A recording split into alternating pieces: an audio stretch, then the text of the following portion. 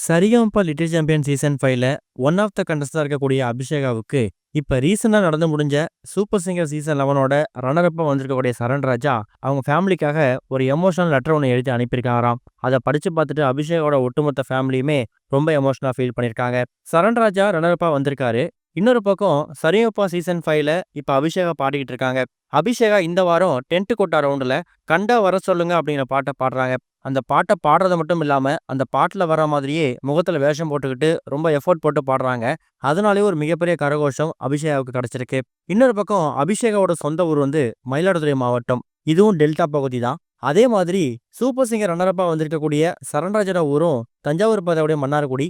அதுவும் டெல்டா பகுதி தான். அந்த ஒரு காரணத்தோட தெரியல, இவங்க 2 பேரும் கலக்கக்கூடிய ஷோ வந்து வேற வேற ஷோவா இருந்திருந்தாலும், அபிஷேகா பாடக்கூடிய பாடல்களுக்கு சரண்ராஜா ஒரு தீவிர ரசிகராம். அதே மாரி சரண்ராஜாவ தான் ஒரு இன்ஸ்பிரேஷனா எடுத்துக்கிட்டு, அபிஷேகா சரிகமபா ஷோவுக்கு பாட வந்திருக்காங்களாம். இப்படி ஒருத்தருக்கு ஒருத்தர் எக்கச்சக்கமான அன்ப பரிமாறிக்கும்போது, இப்ப ரீசென்ட்டா சரிகமபா ஷோல அந்த கர்ணன் வேஷம் போட்டுட்டு அவங்க பாடுனாங்கல்ல, முகத்துல சாயம் பூசிக்கிட்டு.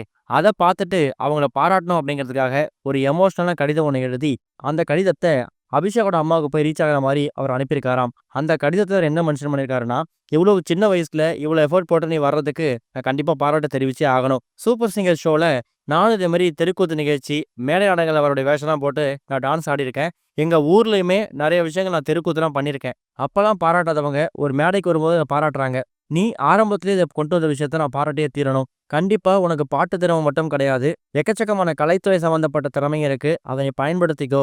ஒரு அண்ணனா, ஒரு வெல்விஷரா கண்டிப்பா நான் சப்போர்ட் பண்ணுவேங்கிற மாதிரி தான் சூப்பர் சிங்கர் சரண் சரிகமபா அபிஷேகாவுக்கு ஒரு கடிதம் ஒண்ணு எழுதி, ஒரு சின்ன கிஃப்ட் ஒண்ணையும் பேக் பண்ணி அவங்க அம்மா கிட்ட குடுத்துருக்காராம். இப்படிப்பட்ட ஒரு சப்போர்ட் சரண்ராஜா கிட்ட இருந்து கிடைக்கும் அப்படிங்கிறத சரிகமபா அபிஷேகா நினைச்சு கூட பார்க்கல.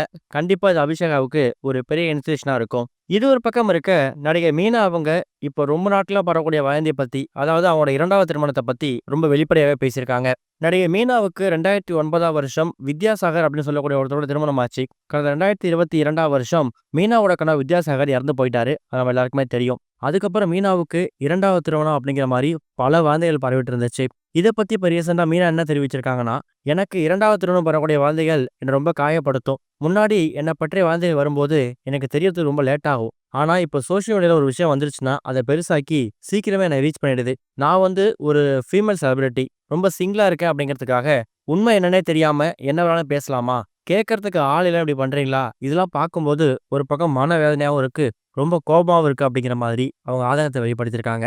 ஆக மொத்தத்துல இவங்களோட 2வது திருமணம் அப்படிங்கிறது முழுக்க முழுக்க வதந்தி அப்படிங்கிறத அவங்களே கன்ஃபார்ம் பண்ணிட்டாங்க.